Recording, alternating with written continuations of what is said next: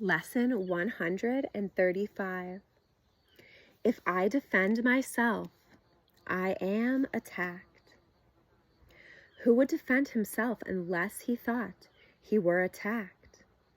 The attack were real, and that his own defense could save himself.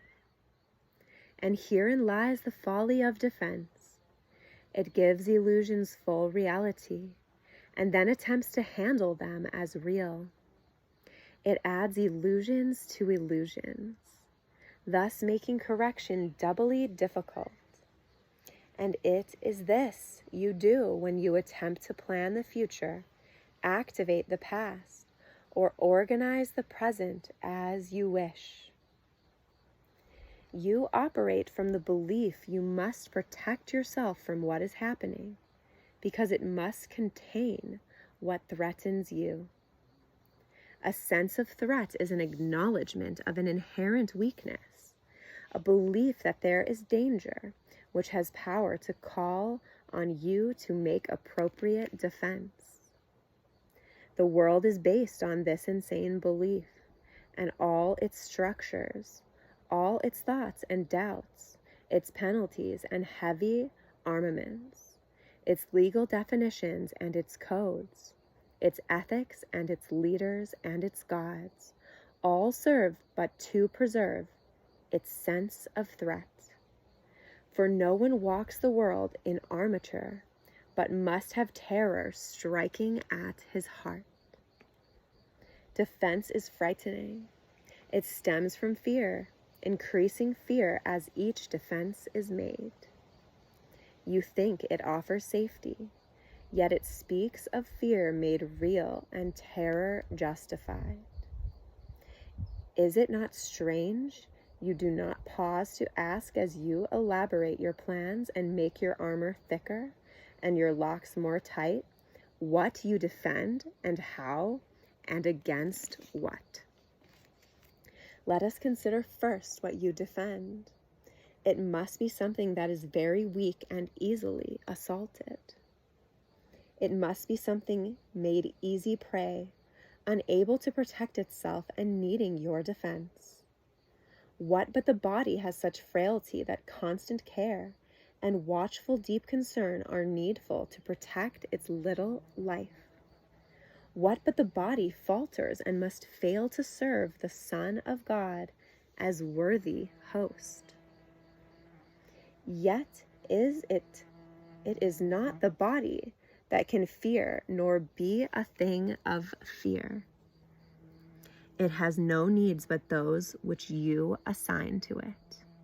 It has no complicated structures of defense, no health-inducing medicine, no care, and no concern at all. Defend its life or give it gifts to make it beautiful or walls to make it safe, and you but say your home is open to the thief of time, corruptible and crumbling, so unsafe it must be guarded with your very life. Is not this picture fearful? Can you be at peace with such a concept of your home? Yet what endowed the body with the right to serve you thus except your own belief? It is your mind which gave the body all the functions that you see in it, and sets its value far beyond a little pile of dust and water. Who would make defense of something that he recognizes as this? The body needs no defense. This cannot be too often emphasized. It will be strong and healthy if the mind does not abuse it by assigning it roles it cannot fill, to purposes beyond its scope, and to exalted aims which it cannot accomplish. Such attempts, ridiculous yet deeply cherished, are the source for the many mad attacks you make upon it, for it seems to fail your hopes, your needs, your values, and your dreams. The self that needs protection is not real. The body valueless and hardly worth the least defense need merely be perceived as quite apart from you, and it becomes a healthy, serviceable instrument through which the mind can operate until its usefulness is over. Who would want to keep it when its usefulness is done? Defend the body, and you have attacked your mind. For you have seen in it the faults and weaknesses, the limits and the lacks, from which you think the body must be saved. You will not see the mind as separate from bodily conditions, and you will impose upon the body all the pain that comes from the conception of the mind as limited and fragile, and apart from other minds and separate from its source. These are the thoughts in need of healing, and the body will respond with health when they have been corrected and replaced with truth. This is the body's only real defense. Yet is this where you look for its defense? You offer it protection of a kind from which it gains no benefit at all, but merely adds to your distress of mind. You do not heal, but merely take away the hope of healing, for you fail to see where hope must lie if it be meaningful. A healed mind does not plan. It carries out the plans that it receives through listening to wisdom that is not its own. It waits until it has been taught what should be done and then proceeds to do it. It does not depend upon itself for anything except its adequacy to fulfill the plans assigned to it.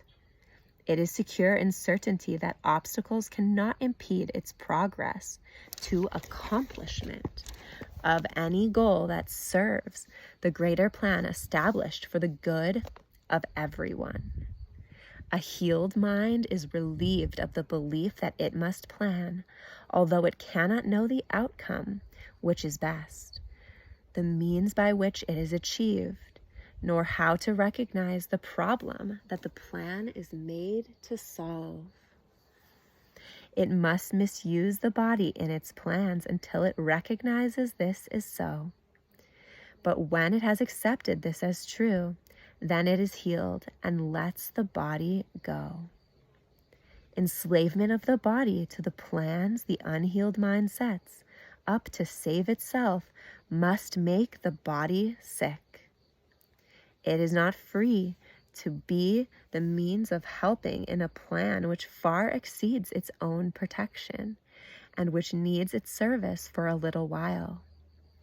In this capacity is health assured. For everything the mind employs for this will function flawlessly and with the strength that has been given it and cannot fail. It is perhaps not easy to perceive that self-initiated plans are but defenses with the purpose all of them were made to realize. They are the means by which a frightened mind would undertake its own protection at the cost of truth. This is not difficult to realize in some forms which these self-deceptions take, where the denial of reality is very obvious. Yet planning is not often recognized as a defense. The mind engaged in planning for itself is occupied in setting up control of future happenings. It does not think that it will be provided for unless it makes its own provisions. Time becomes a future emphasis to be controlled by learning and experience obtained from the past events and previous beliefs. It overlooks the present, for it rests on the idea the past has taught enough to let the mind direct its future course. The mind that plans is thus refusing to allow for change. What it has learned before becomes the basis for its future goals. Its past experience directs its choice of what will happen, and it does not see that here and now is everything it needs to guarantee a future quite unlike the past. without a continuity of any old ideas and sick beliefs. Anticipation plays no part at all, for present confidence directs the way. Defenses are the plans you undertake to make against the truth. Their aim is to select what you approve and disregard what you consider incompatible with your beliefs of your reality. Yet what remains is meaningless indeed, for it is your reality that the threat which your defenses would attack, obscure, and take apart and crucify. What could you not accept if you but knew that everything that happens, all events, past, present, and to come, are gently planned by one whose only purpose is your good?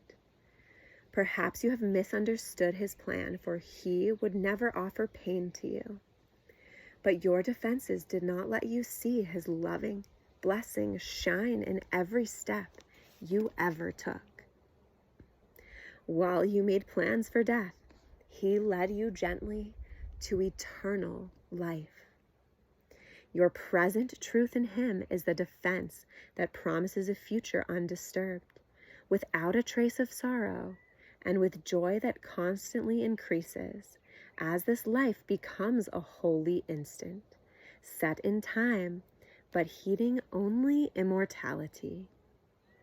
Let no defenses but your present trust direct the future, and this life becomes a meaningful encounter with the truth that only your defenses would conceal. Without defenses, you become a light which heaven gratefully acknowledges to be its own, and it will lead you on in ways appointed for your happiness, according to the ancient plan begun when time was born. Your followers will join their light with yours, and it will be increased until the world is lighted up with joy. And gladly will our brothers lay aside their cumbersome defenses, which availed them nothing and could only terrify. We will anticipate that time today with present confidence, for this is part of what was planned for us. We will be sure that everything we need is given us for our accomplishment of this today. We make no plans for how it will be done, but realize that our defenselessness is all that is required for the truth to dawn upon our minds with certainty. For 15 minutes twice today, we rest from senseless planning and from every thought that blocks the truth from entering our minds. Today we will receive instead of plan, that we may give instead of organize. And we are given truly as we say, if I defend myself, I am attacked. But in defenselessness I will be strong, and I will learn what my defenses hide. Nothing but that. If there are plans to make, you will be told of them. They may not be the plans you thought were needed, nor indeed the answers to the problems which you thought confronted you, but they are answers to another kind of question, which remains unanswered yet in need of answering until the answer comes to you at last. All of your defenses have been aimed at not receiving what you will receive today. And in the light and joy of simple trust, you will but wonder why you ever thought that you must be defended from release. Heaven asks nothing. It is hell that makes extravagant demands for sacrifice. You give up nothing in these times today, when undefended you present yourself to your Creator as you really are. He has remembered you. Today we will remember him, for this is Easter time in your salvation. And you rise again from what was seeming death and hopelessness. Now is the light of hope reborn in you, And for now, you come without defense to learn the part for you within the plan of God. What little plans or magical beliefs can still have value when you have received your function from the voice of God Himself? Try not to shape this day as you believed would benefit you most, for you cannot conceive of all the happiness that comes to you without your planning. Learn today, and all the world will take this giant stride and celebrate your Easter time with you. Throughout the day, as foolish little things appear to raise defensiveness in you and tempt you to engage in weaving plans, remind yourself that this is a special day for learning and acknowledge it with this. This is my Easter time, and I would keep it holy. I will not defend myself, because the Son of God needs no defense against the truth of His reality. If I defend myself, I am attacked. May this blessed holy day give clarity to our lives and allow God's will to work through us unencumbered by fear and sickness, by silly defenses and illusions. Our truth in God sets us free. If I defend myself, I am attacked. May the blessings be. Om. Amen.